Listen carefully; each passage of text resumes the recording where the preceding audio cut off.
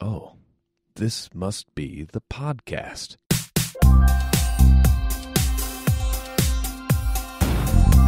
I was in Dealey Plaza once. I had a very gracious tour host, Ed Cage, invited to show me around, and we met Robert Grodin. I kept Ed from throttling Grodin. Ed was interested in dating him a little bit, and I didn't. I thought let's not make a scene.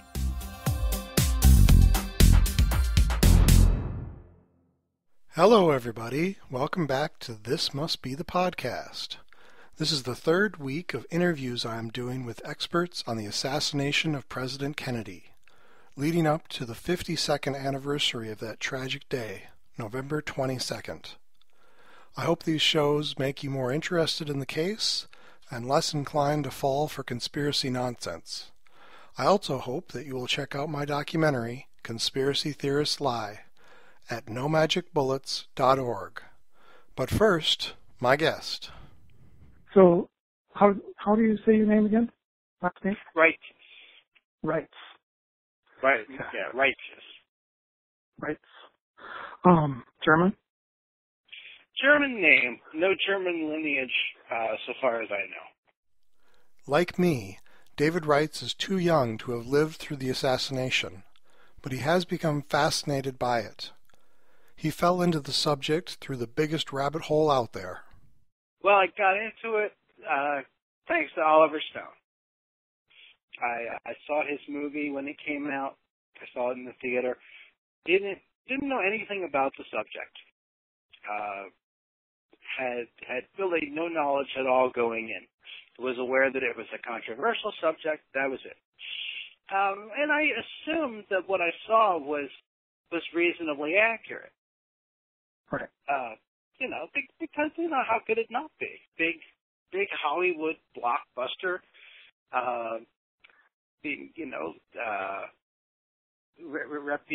Reputable cast of actors delivering the lines. There was nothing in my mind that said, this is something that should be, questioned at every turn.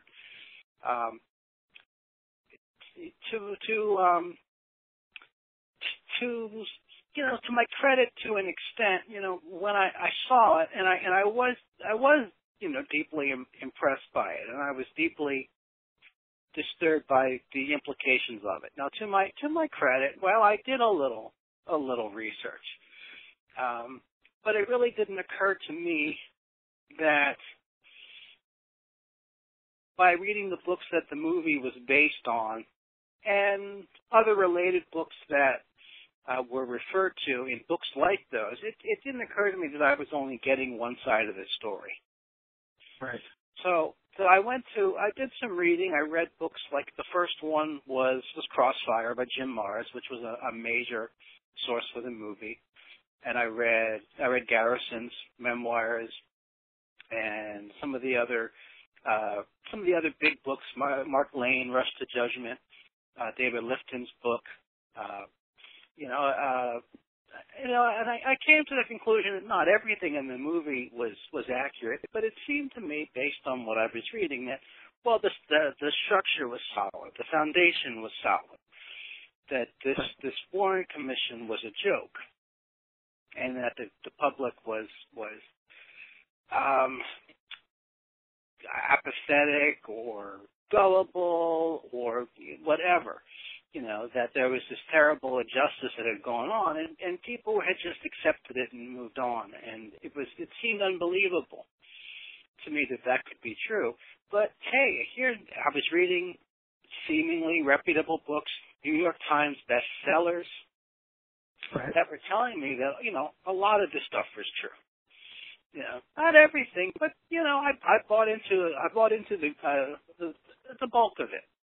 And I spent several years becoming deeply enmeshed in the idea that this was clearly a conspiracy. It was just a matter of figuring out, okay, who did it exactly, and working out the details, and getting the word out. because I thought that was important. I thought Oliver Stone, even though I did develop issues with his film early on, because I realized that Garrison wasn't what Stone portrayed him to be. Nevertheless, I thought, well, Stone did a great job at, kicking the door open after several decades of apathy, and we have to double down on that. We have to keep it going. And so I got very involved for a while. David's journey is similar to my own, and many other people I have talked to online. But he went deeper into the conspiracy world than I did before he finally broke free. So if I want to, I can actually go online and I can map it out a bit, because when I was at the height of my conspiracy theory mania, I got online and I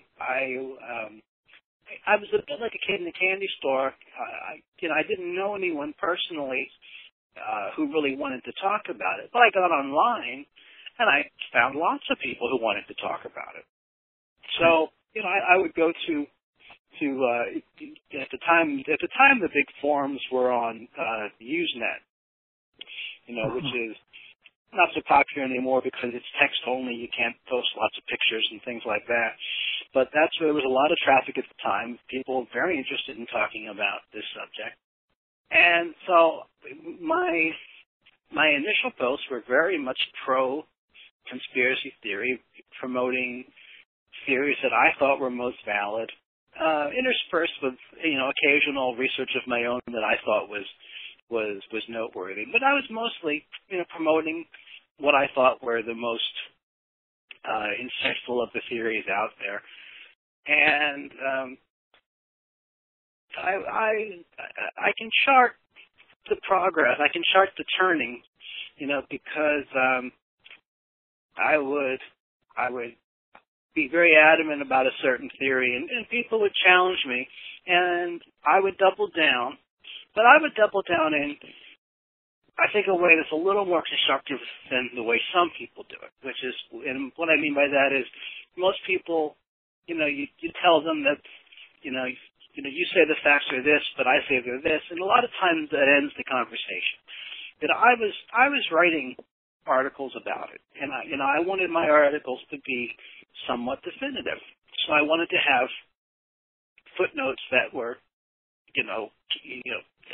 definitive. I wanted people to be able to read it and check my footnotes and be certain what I was saying was true. So I started double and triple checking the things I'd been saying. It's like I'd been saying them in informal arguments, and now I was starting to write essays about them. And I want to make sure that what I'm writing in these essays, is 100% correct. So I start double and triple checking things that I take it for granted a bit. Things I thought were true, now I'm going to double check. The things I read about in secondary sources, I'm going to check the primary source to make sure that the secondary source got it right. And I find out sometimes, it didn't work out very well. The secondary source didn't get it right. I've been saying something that I thought was a fact based on something I'd read, but when I go, whether I'm talking about, say, I don't know, just for example, about something Jim Mars said, and I go to his footnotes, and he's citing someone else, and I go to read what they say, and I find out they didn't say what Mars said they said. Yeah. It's like, yeah, sure, sometimes they do. Sometimes the footnotes check out, but sometimes they don't. And sometimes it's important. Sometimes it makes a difference. Sometimes it's not just a semantic issue. They got the wording wrong. It's like, no, that was actually kind of important, and they got that wrong. And I found that happening a lot. I was defending. I was advocating very strongly for another Oswald imposter theory, for John Armstrong's Harvey and Lee theory. And a lot of people, they like to throw it in my face now that I was a strong advocate for this theory that's very far-fetched. I knew at the time it was far-fetched. So I also thought there was a lot of good evidence for it. And when I got sort of pushed to the wall, I thought, well, I'm gonna take what I know about him, and I'm gonna put it in my own words, along with research that I've done that I think complements his. I'm also going to, while I'm at it, I'm going to double check the things that I've read from him. I'm going to make sure that what he said is right. And I started finding out that, well, yes, sometimes it is, but sometimes not. And I had emailed him on a few occasions, and he's been helpful in resolving some questions. I also found out that, when I found something that was clearly an error in his work, unfortunately, he didn't see it that way.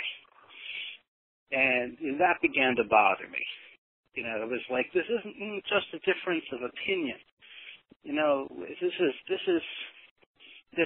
is a fact that you've gotten wrong once you take the time to correct it.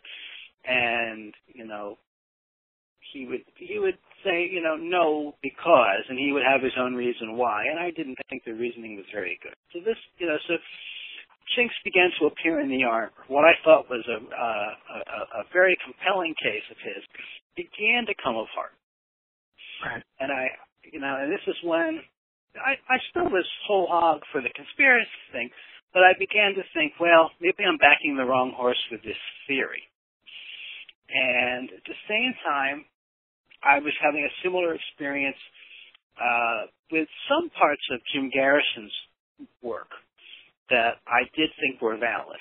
And specifically, I'm talking about the stuff he was onto before he got to Clay Shaw.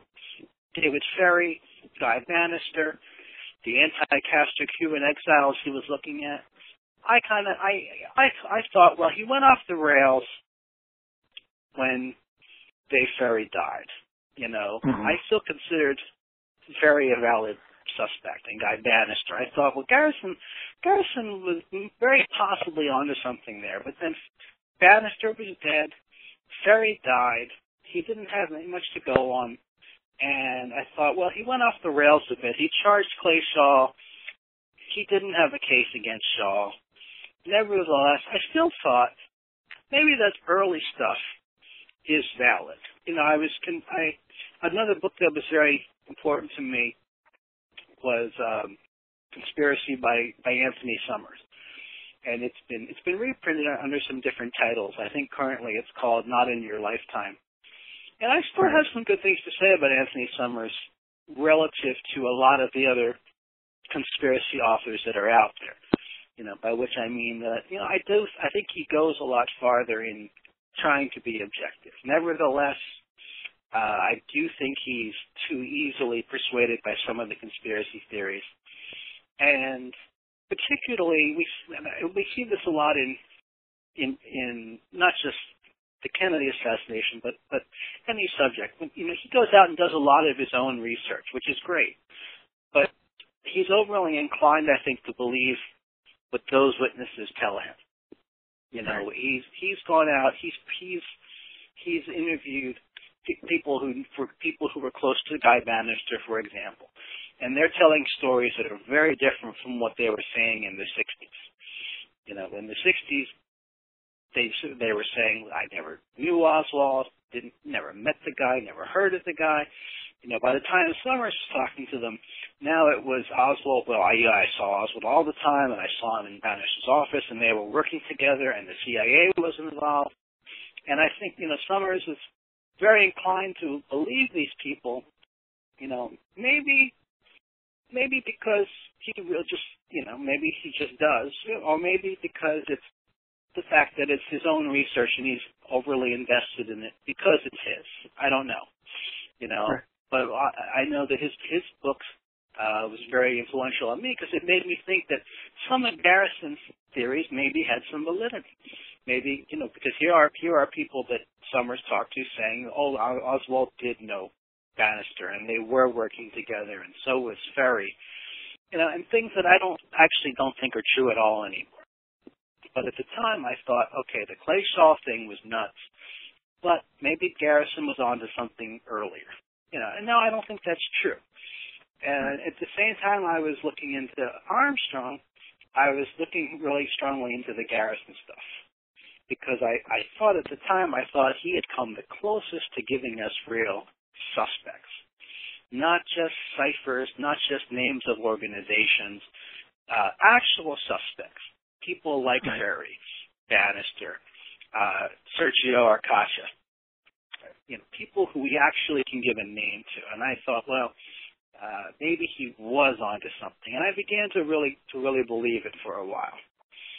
But as I talked on the internet to people who were much more experienced in that aspect of the case than I was, and they encouraged me to look at primary sources from the 60s, not go by what some of these people are saying now, but look into what they were saying originally, and take a critical look at what they're saying now. It's like you can look at their stories then and look at their stories now, and you can make a case, well, they were lying then and they're telling the truth now. But which version makes more sense given the other evidence that we have? Right. And it was, so at the same time I was looking into the Armstrong stuff, I was also looking into the Garrison stuff, and there was a connection there because Armstrong used a lot of the Garrison stuff. But it also began to fall apart for me. And I think that the Garrison thing was more important to me because Garrison really built up a mythology. It was if you read his memoirs, he's got a very comprehensive sort of alternative history of the case. Mm-hmm. And it's hard to believe that none of it's true. It's hard to believe that it's a house of cards that he and some overly helpful witnesses helped just create out of thin air. It's hard to believe that, but it's true. So, I can chart it a little bit because I can go back and I can read what I was writing at the time. And I can see how my viewpoints changed. And sometimes I had to very explicitly come out and say, I no longer support this argument I was making anymore. There were times when it was painful, but necessary. Were there people who tried to pull you back in? Tell you, well, no, you were right before.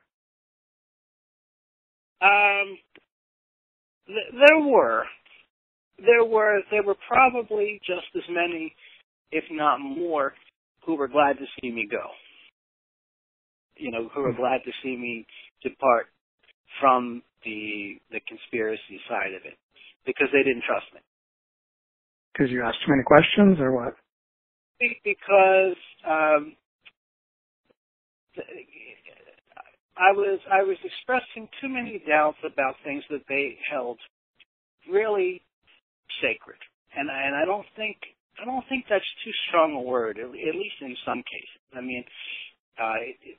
I can recall exchanges I had with people, where we could disagree about certain things, but if I said that Clay Shaw was innocent, then that was the end. There could be no civil discussion after that. I had gone too far. I had crossed the line. Or if I expressed doubts about Garrison's motive. I try not to do a lot of that stuff. But with Garrison, I think it's fair game because of what he did to people. It's a very difficult question. I don't think he was of sound mind. I don't think anyone of sound mind would have done what he did. I do think, and I could be wrong about this, I think he genuinely believed in what he was doing. I thought it became an important cause for him. I thought he really thought he was onto something important. And he couldn't, it didn't, I don't think it mattered to him much if he had to resort to unethical means to get something done. It's like if he had to frame somebody to get the American people to be skeptical about the Warren report. And I'm not saying he did that deliberately, but I'm not sure that it would have been above him. Right. You know, I don't know that he did it for publicity, although it's very possible. You know, I think there was part of him that did relish the publicity. I know people who are thorough experts in this part of the case who think that was a big part of it. But I also think he did believe that he was chasing this evil conspiracy. Mm-hmm. I think he was paranoid. I think he was prone to see conspiracies, and I think he really came to believe he was chasing one. And when he arrested Clay Shaw, I think he thought he was grabbing a part of it. Yeah. When, you know, now if he had to resort to something really unethical to get Shaw, I don't think it would have been above him to do it. You know, I'm not saying he did. I'm not saying he deliberately framed Shaw. It's very possible he had this unrealistically high confidence in the witnesses he had. You know, I don't know. It's more important for me to make sure people understand that the evidence was concocted. The evidence was fraudulent. You know, how deliberate it was on his part to do it. You know, how deliberate it was on other people's parts. Were other people actively trying to frame Shaw? Were they actively trying to curry favor with their boss? Were they simply caught up in Garrison's cause? You know, did this kind of attitude infect them? Did they think it's okay if we do something unethical? It's for a good cause. We're going to expose the conspiracy, even if we have to break a few eggs. You know, it's hard to say when you get into people's motivations. It's very slippery territory. I try to avoid it. You know, Garrison's someone I do feel a little more of a liberty to do that with because of what he did. Right. David maintains a website, jfk-online.com, with many writings he has done on the subject, including the JFK 100, a detailed examination of errors in fact and judgment in Oliver Stone's film. That was in progress for a long time. That was something that I don't know when I actually decided I was going to do it. It was something in the back of my mind for a while. I had been thinking that it was kind of necessary to me, that I felt, you know, I really should do something like that. It doesn't seem so important now, only because others, like for example, like Vincent Bugliosi, devoted a big section in his book to Oliver Stone's movie. But at the time that I was writing it, there really wasn't anything like that. There was nothing that was putting in one place. Look, it's not just that one thing in the movie is wrong, or it's not just that he makes a few mistakes. You know, it's that everything is wrong, and it takes a lot of detail to demonstrate that. And I honestly don't remember if there was a point when I decided, you know, I'm going to do it, or if I had just been, I had been collecting so much information in my research, and you know, I've been sharing some of it, you know, piecemeal about different subjects, and you know, there might have come a time when I just thought, you know, I'm halfway there anyway. Why not go all the way? I've got all this stuff gathered up, and I've got articles written about different things. You know, why not put it all in one place where someone who's just seen the movie can go and find out, okay, is this stuff true or not? Because when I saw it, I didn't have any, you know, I didn't really have any place like that to go. And if I did, it would have probably been something on his side. It probably would have been something, you know, there were plenty of articles on the web about what a hero Oliver Stone was. There wasn't anything talking about Let's really look at the facts. Not what Stone says the facts are. Let's look at what they really are. In 2013, the 50th anniversary of the assassination, David wrote a comprehensive cover story for Skeptic magazine about conspiracy theories surrounding the case. I had proposed to them a few years before an article about Kennedy assassination conspiracies, and it was a different article I proposed at the time. They contacted me because they had my article in their file. They contacted me and they said, we just realized that the 50th anniversary is coming up. Would you like to do something as a comprehensive review of the conspiracy theories the last 50 years? And I, of course, although it was a very daunting prospect to me, of course I said yes. It was, I thought it was an honor to be asked. I'm a big fan of the magazine. The magazine is, it's called Skeptic, and it examines all kinds of subjects from a skeptical viewpoint. And some of it's based on, some of it focuses on paranormal subjects. Some of it talks about religious beliefs. It goes all over the place. And I had sent them the article, my original article, with the intention of trying to impress upon them that such a huge number of people in this country believe in the Kennedy conspiracy theories. I love Skeptic. I love the work they do. They'll examine subjects like how many people believe in alternative medicine and why, or paranormal activities or why. And I enjoy reading about that. But I also, a lot of people in this country believe in something else that I think is really important, which is conspiracy theories. And they've covered a bit of that in the past. So I was trying to sort of nudge them, covering that a bit. I thought it would be a little controversial. I didn't know how it would fly because, number one, a lot of people who consider themselves critical thinkers and are rightfully skeptical about a lot of subjects like the paranormal, a lot of them will still be frighteningly open, frighteningly vulnerable to conspiracy theories. It doesn't seem as outlandish. It might seem outlandish, for people to talk about alien abduction theories, but it doesn't seem quite as crazy to talk about the government being hijacked by a coup. And I can understand that.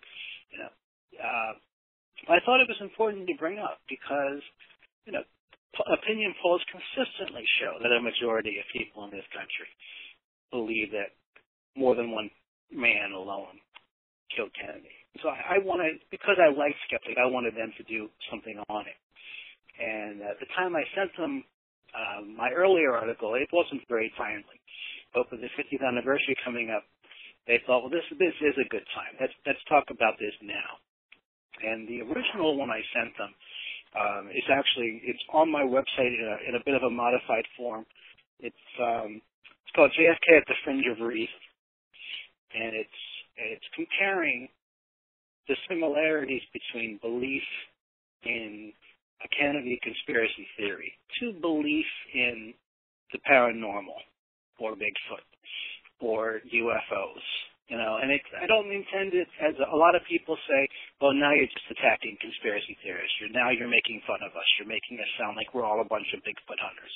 But that's not the point. The point is the beliefs are very similar. The beliefs are based on things like too much confidence in eyewitness testimony, too much distrust of expert testimony, too much distrust of forensic evidence, susceptibility to paranoid thinking. But that article that I originally had sent to them is online. It wasn't quite what they wanted for the 50th. They wanted something that would really comprehensively cover the major conspiracy theories. So Although, like I said, it was a daunting idea, I said, I would love to do it. And it's originally it was just going to be a cover story for their magazine. You have to buy the magazine to read it. But then on the day of the assassination, they without any advance notice, they decided to put it up on their website. So it's still there in full, including all the you can download all the citations as well. And got to tell you, I'm very proud of it. I'm very, I've gotten a lot of attacks over it, and I haven't gotten any criticism that I thought was really, truly reasonable and convincing, in terms of refutation. I've had a lot of people complain and call me names and grumble, and I haven't heard any really good criticism of it. I'm still waiting. But a lot of the complaints I got were from people who very proudly said, I'm not going to read your article. I know that you're wrong. And sometimes they would spit out a bunch of factoids that, were already addressed in the article. Right. I've seen your documentary, there are certain things people are going to throw at you that you've heard 1,000 times. They're going to talk about the magic bullet. They're going to talk about a bullet that zigs and zags and gets suspended in midair, and how can you possibly believe that? And they're going to talk about back and to the left, and they're going to talk about the doctors at Parkland who could not possibly have been wrong when they thought that the shots came from the front. You're going to hear these over and over and over. Right. And, I know going in, I know I'm not going to reach most people. I know that. My hope is that I reach a few. And when I did the article, I tacked on a section, and I said, if you don't want to use this, discard it, because it's not in my original outline. But the last section of my article, which I called corrosion, I began to think, as I was reading the article, I began to think something was missing. I began to think, I'm doing what I was asked to do, but there's something missing here. I'm not getting a sense of why does this matter now? Why is this still important? And I do believe it's still important. And I decided to write a section about, it's not just about the assassination. It's about how when you believe in conspiracy theories, it changes your behavior. You're inclined to participate in democracy less, because you believe that what you're doing, if you believe that a powerful, cabal controls everything, then why vote? Why get involved? Why read the newspaper? Why watch the evening news? Why care? When you don't believe that anything matters, it's all out of your hands anyway. So it's disenfranchised. And I thought that's important. I want to mention that. And I also found out, doing a little research, that believing conspiracies seems to go hand in hand with science denial as well. And so people who believe in conspiracy theories are more likely to deny climate change. They're more likely to deny that AIDS is a natural epidemic that should be addressed as such. They're more likely to they don't want their kids vaccinated because they think that the government's hiding evidence that makes vaccines look bad. So they don't want their kids vaccinated. And as a result, kids are dying because they aren't being vaccinated against diseases that were eradicated 10 and 20 years ago. But when you start giving credit to conspiracy theories, it can be a bit like a domino effect. I never really considered much about conspiracy theories, a whole lot, until I got into the JFK thing. And I didn't become an Alex Jones type. I didn't think that alien overlords were taking over the earth or whatever. But I did find myself looking into other conspiracies, Bobby Kennedy, Martin Luther King, I did eventually decide that they weren't conspiracies, But I found myself more open to them for a while. Right. I could find writings on the net about things I said. Well, I thought there's a time when I thought, well, there's a case to be made for Bobby Kennedy for a conspiracy. There's a case to be made for this. Doesn't mean I believed it, but I was much more vulnerable to it because I had bought into one of them. Right. And you, I believe, on your website or in an article I read about you, you referred to the Kennedy assassination as a gateway drug, and I agree with you. It felt like that a bit for me, and I think for a lot of people it is. You see a movie like Oliver Stone's movie, or you see The Men Who Killed Kennedy on TV, or something clicks and you think, well, that sounds credible. That sounds very plausible. What else has the government been lying to me about? Right. Well, having said that, you were kind enough to watch my film. So, what did you think of that? I thought it was very good. I thought, in a way, it was kind of two movies in one. Because when you get into your interviews with the people in Dealey Plaza, it's it almost starts to become a different movie, But obviously it relates very heavily to the first part because you're showing how these people have absorbed these myths. You call them lies. I'm not as comfortable with that word. Right. It's just, but we agree that things like, when the Oliver Stone presentation of the magic bullet theory, you and I agree that it's completely wrong. It's a matter of, emphasis whether you characterize it as a falsehood or a myth or a lie. I mean, I'm not as comfortable with the word lie, but I agree with you that it it's completely false, and yet it permeates so much of the literature, so much of the the books and the documentaries.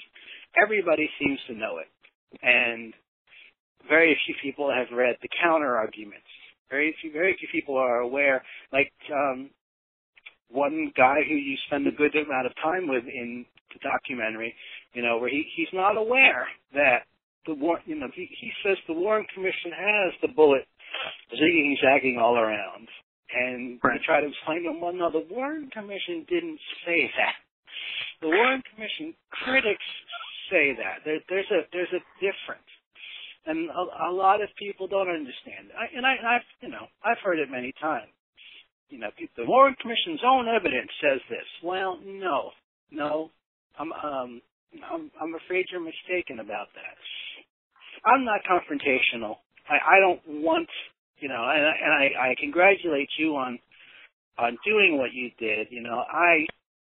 I wouldn't want to be the guy standing there making the arguments. I'm not confrontational that way. The one of the nice things about the internet is if you choose to get into an exchange with someone, you at least you have some time to put together a response.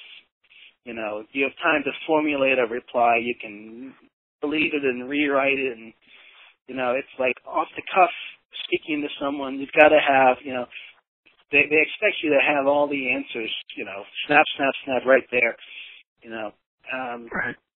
I applaud you for doing that. It's not, I would be very uncomfortable in that position, So is there anything else you'd like to say? I really appreciate all your time here. I think it's great that people are interested in history. I wish it weren't necessary to captivate them with really grossly misleading propaganda. I wish there were a better way to do it. I wasn't interested. I'm interested in history now. I wasn't interested in history until I got into the conspiracy stuff. I was fortunate enough to snap out of it. I don't claim that I'm smarter than anybody else. I don't claim that, that it was inevitable that I got out of it. I was fortunate enough, for whatever reason, to snap out of it.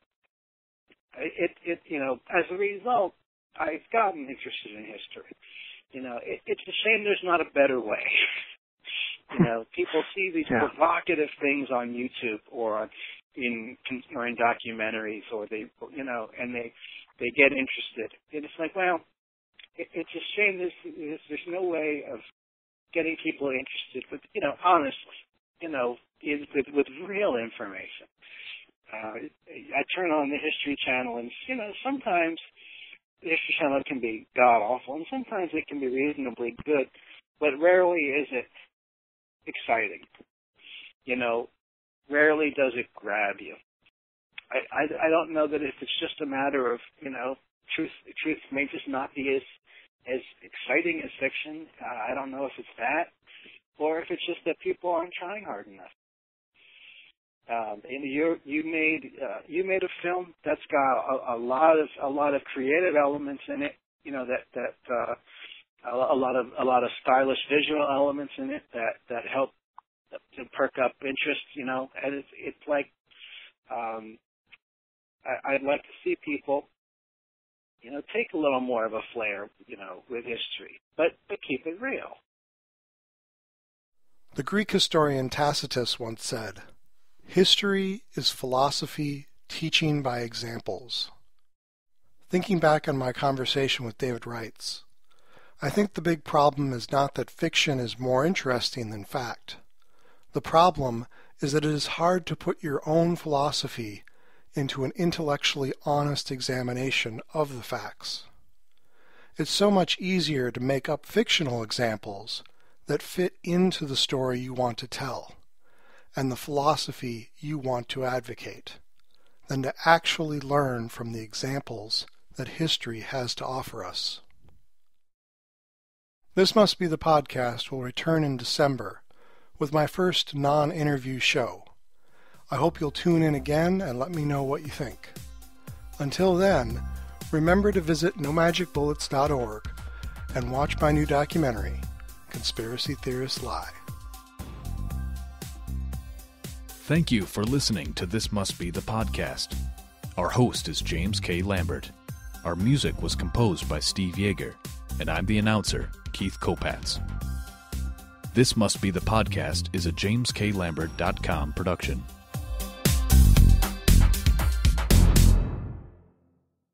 So one last question. When you run into reasonable people who aren't immersed in the conspiracy, but like, the majority of the general public, they think there was something there just because they've heard all this rumors, and they ask you, what convinces you? What is the things you point to the most? Well, it's a tough question to cover quickly.